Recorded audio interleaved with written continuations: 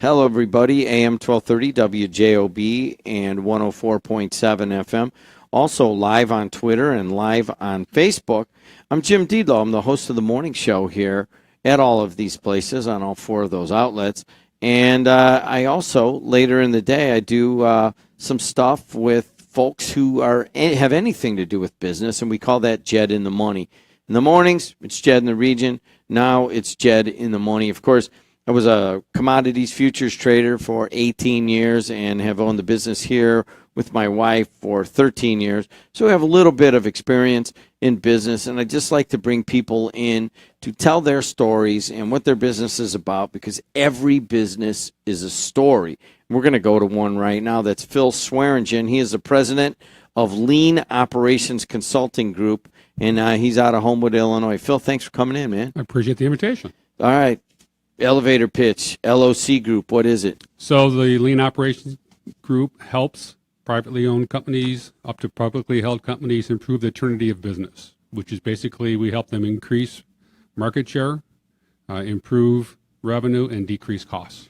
So you go into a business and they open themselves up, and then you look at them, you ask them a bunch of questions, and then you tell them what? So we start to ask them where their challenges are. Is it getting to market with product faster? Are they having customer experience issues? Are they losing customers? What's their competitive place in the market? What are the competitors doing that they're beating them by? And then we help them break down and develop outcomes that will accomplish a change for them. All right, how'd you get into this? 30 years ago. I've earned all the gray hair doing this. We help people, break down things from the beginning. I started manufacturing parts, componentry, laying out factories, doing stuff for employers. And then 7 years ago, we broke off and built our own company. And so you're the guy, you own it and so forth. And you have how many people working with you? So all told, we have about 10 folks that go in and out. We work nationally. We've worked in 28 states across the country so far. Enjoy everything we do. We go in anywhere from a couple of days a month to weeks at a time. We help teams solve problems. So we help them develop programs to put people around a table with an identified problem, and we work from the current state down to a future state, and what would you do to help you get where you want to go? And then we help them to deploy those tests of change. Give us a kind of a case example of the kind of company that would call you and how that whole experience that would progress through it. Sure, great question. So a client may call up and say, listen, we're having a challenge getting product out the door. And so we may go back and say, okay, what are some of the challenges? Is it a quality issue, supplier issue? Is it flow? Is it getting the order from the client out to the floor in a timely fashion? Are you meeting the needs and expectations of the customers? We start to break those challenges down. And then we start trying to find out where those problems are rooted in. And then we start deploying changes to help that problem minimize. See that impact, and we start to move it forward. So basically, we'll walk through the process from the time somebody contacts you to it goes out the door, and we look what isn't working well. For a client, specifically to us, they would call us and say, we're having X, Y, Z of a problem. We'll walk in, try to understand it. We'll try to see if it's machinery-based. So one particular client in mind, we took one of their standard machines that was breaking down all the time, and we actually built them a new machine with one of our strategic partners. Now, that is that example gives you somebody who's called you with a specific issue. Okay. We have a specific issue here and we think we need to fix this problem. Do you ever get calls of folks that are saying, hey, you know what, we're running okay, but we get the feeling that we can run better? Do you ever get those calls in a general and that's scope? More the majority of our calls are more like that. Okay. They're saying, you know what, I got something, I know where I want to go, I don't know how to get us there. And that's we'll start to break down, saying, okay, let's look at you operationally, let's look at how you're going to market. Is it a product offering issue? And then we'll bring in the talent along with us to sit there and say, okay, here's the best combination of resources to get you where you want to go. What we typically find is often in smaller companies, the owner's in the middle of the problem. Explain. Everything has to run through them. So when they're not there, the company stops.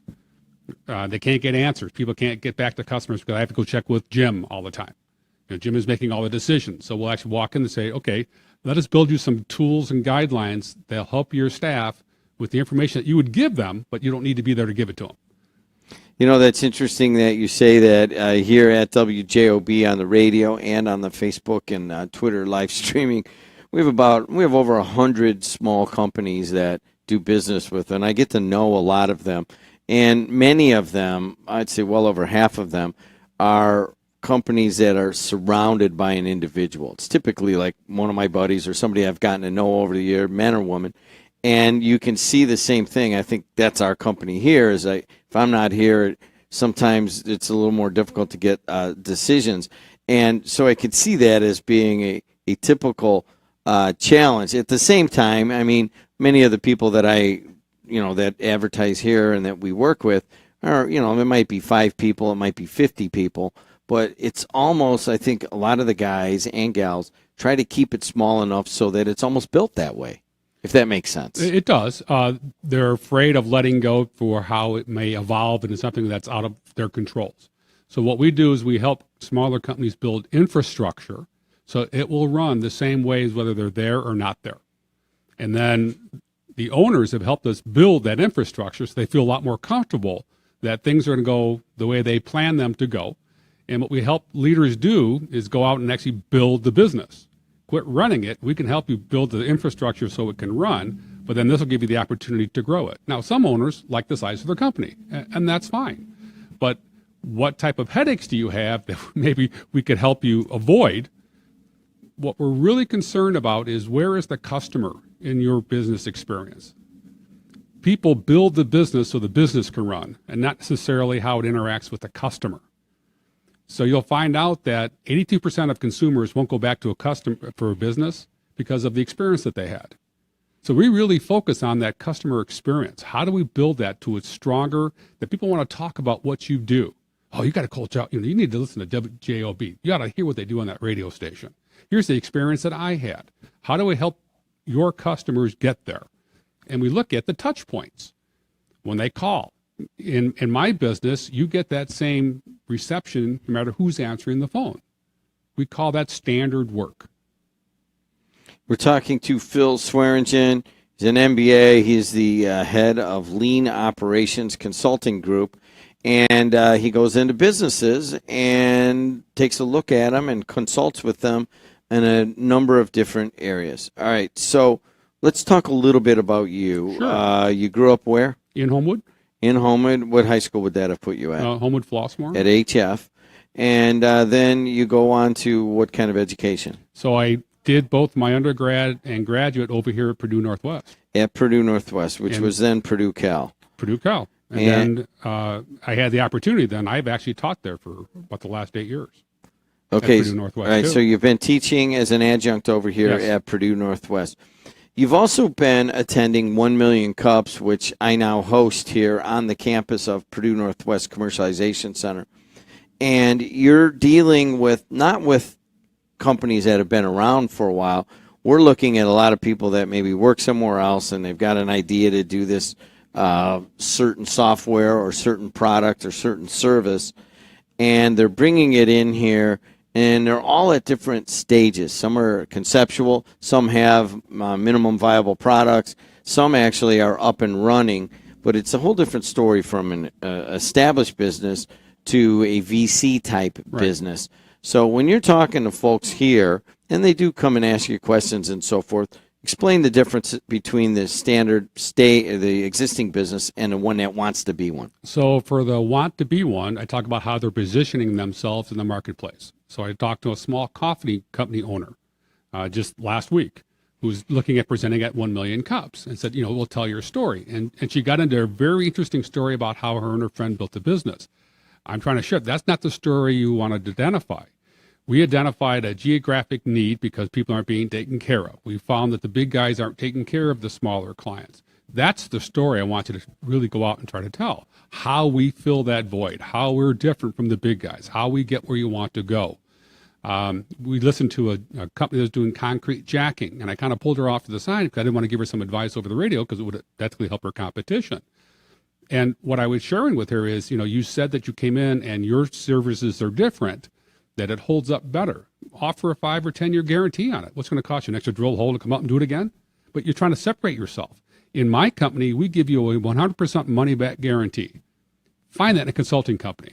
I will stand behind what I do, and if I don't deliver what I say, I will give you back your money, plus $100 to say sorry for the challenge. And I've yet to give anybody back their money. We make sure we understand where you're trying to go. And it's the same for that venture capitalist. What market are you trying to fulfill? Well, how are you going to deliver that? How are you going to sustain that? People get into doing business and they can't keep the model going. You know, Phil, this all sounds fine and dandy, but you know, I probably fall a little bit into this category, in that many of these venture capitalists, or quite frankly, many of these proprietorships that I deal with, they're filled by, you know, strong personalities and to some extent dreamers. And you're bringing a very logical approach to that. You're almost fighting the right brain versus the left brain. How do you get the dreamer type of business person to accept what you're talking about? So we call it the new shiny object syndrome, right? That entrepreneurial spirit. And what we try to share with them is the impact of constantly changing the path. You know, let it take root, let it grow, and then we try to help you separate yourself from the business so you can keep on working. So I'm a small business owner too, and either I'm selling or I'm consulting. You know, it's an either-or situation in smaller businesses, and we try to help you understand to grow your business as a venture capitalist, you need to go out and sell and market and develop more customers. Well, you can't do that if you're inside doing the work. So how do you sit there and actually develop that infrastructure so you can go out and do that? I'll go back to the small coffee person I met. I met her at a fair, basically, and I just observed, and I'm watching her happen to sit there and train somebody how to use a coffee maker. Now, should you really be spending your time as an owner versus turning it out to the counter and building your customer experience? You're looking inwards. We want you to look outwards. And so as a strong personality, how do I leverage that personality to help you grow your business? I get you looking outwards, not inwards. And so we help you build that instruction set, which should really free you to go out and do what you really want to do. And most people want to grow something.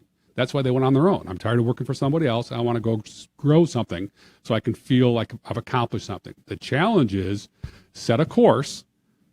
Doesn't mean you fix it. You have to adjust it as you go. But what are the benchmarks that says we're getting where we have to go? You know, what are the metrics? We talked about it before.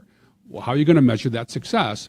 And then how do you meter out what you're going to change? So again, entrepreneurial is good. I'm changing and adjusting to the market, but I want to make sure that from a staff perspective, you can burn a lot of folks out, bouncing all over the place. I can't even follow where we're going. What are we doing today? What was yesterday? Whereas we say, let's meter that out. Let's get things where we need to go, get the success. Did we get there? Didn't we? Adjust course. And that strong personality, I try to convert it into sales and outcome, not looking inwards. He is Phil Swearingen, and president of Lean Operations Consulting Group. If you're watching it here on Facebook Live, then this will apply to you. Or if you're listening in July of 2017, this will apply to you. If it's later and you're listening to this, well, this doesn't apply to you. But what's going on Thursday, August 3rd of 2017? So I speak at Chamber of Commerce, entrepreneurial societies, similar to A Million Cups. We try to help people starting up, give them some ideas. We are presenting Get Lean to Improve the Customer Experience. And basically, the presentation is about how to reach out and improve the customer experience and deliver more value to what the customers want. And this kind of goes back to the conversation earlier. Are you looking inward, or are you selling what people want, what they need, how they want it, packaged and delivered the way they want it, when they want it, as they want it? And too often, people look at their performance on the back door. They look at return goods or complaints, and you've already lost the customer. We try to look at what's called voice of the customer. We want to work proactively. So this presentation, if you were to pre-register for it, for that August 3rd presentation, we'll actually give you a free copy of a operational handbook by my strategic partner, Mr. Rod Baxter, and he'll actually autograph the book for you. And this is Thursday, August 3rd. Refreshments are 7:30 to 8 right here. We're right next to the WJOB studios. We're actually on the campus of Purdue Northwest Commercialization Center. big, huge, beautiful new building right on Indianapolis Boulevard, a main thoroughfare here in Hammond, right off of 8094. It's easy to get to. And it'll go 7:38 with refreshments. The presentation is actually from 8 to 9, and then you get a little networking right after that from 9 to 9:30. So you can almost do it on your way into work. And I'll walk out of my show, which I end my portion of the show at 8 o'clock, and I'll walk over and I'll take a look at what Phil's doing also. Phil, going forward, let's take a look at your business. Sure. All right, we're talking about what you can do for other businesses. We've promoted this.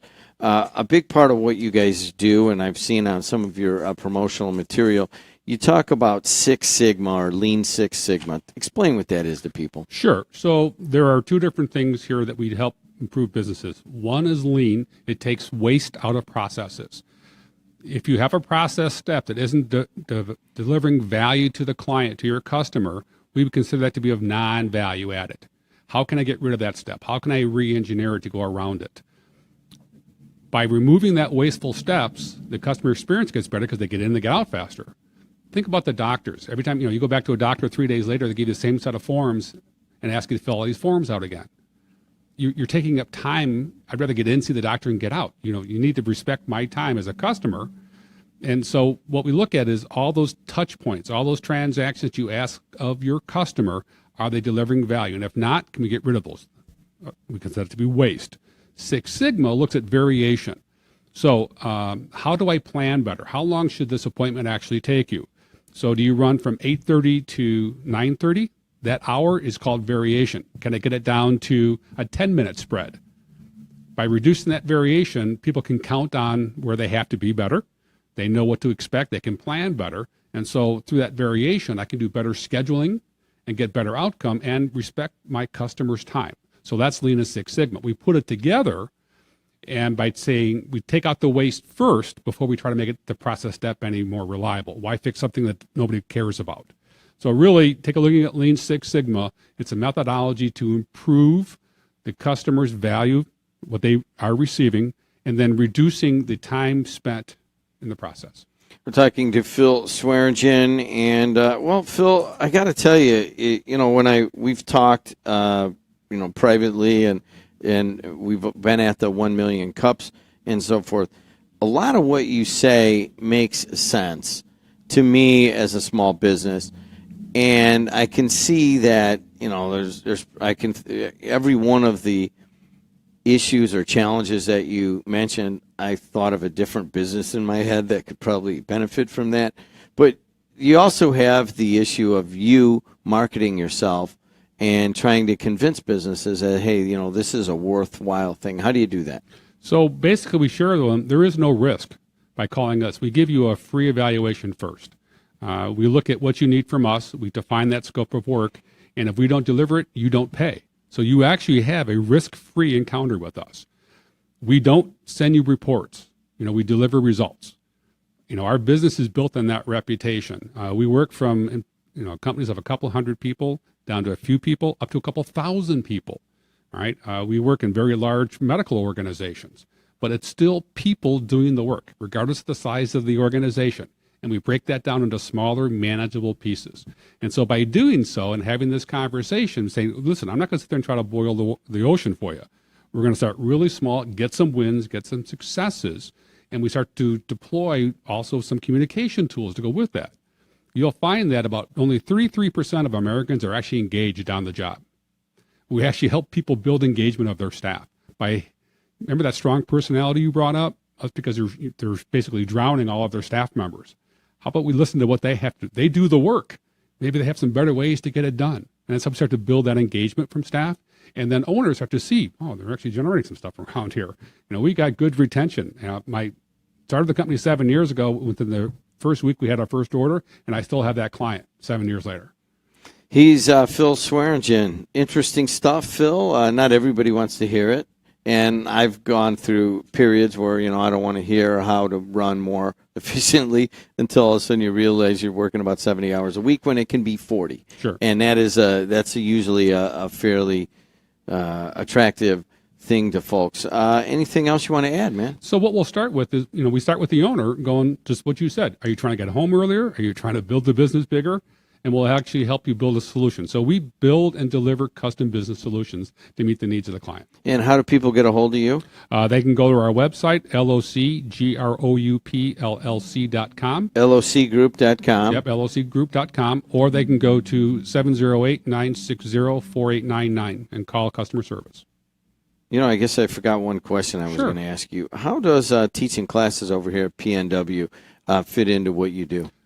So the same way I'd give it a million cups in the entrepreneurial group. So I belong to an entrepreneurial group down in Florida. I give back. To me, my point is, don't tell me America can't compete. That's bunko. And I tell that to students. I get on my soapbox and I teach them you can compete, and that's how you go to market. It's how you will compete and win. There it is. Phil Swearingen. You can check him out at locgroup.com. Thanks, Phil, for coming in, man. I've been wanting to do this for quite some time. I like what Phil has to say. I don't always accept it, as many business dreamers do not. But, hey, you got to hear it. Hey, until the next Jed in the Morning, thanks a lot for stopping by. Thank you.